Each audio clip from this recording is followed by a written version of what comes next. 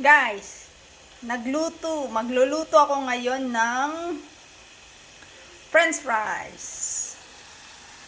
Kala nyo kayo lang may french fries na niluluto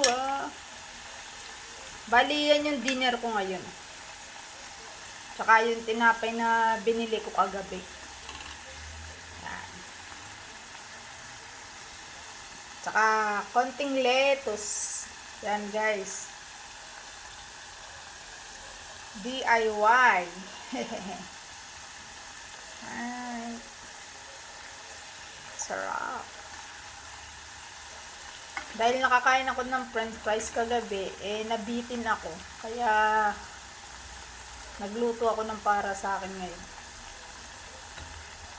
Nakakabitin kasi yung fries. Masyadong masarap. Yan yung dinner ko. Sarap. Tapos, nagluto ako ng kube ni Lola. Eto ang kube. Yoo! Yan, sarap. Yan yung kube. Yan, kita nyo naman. Mainit-init pa. Yan, sarap nyan.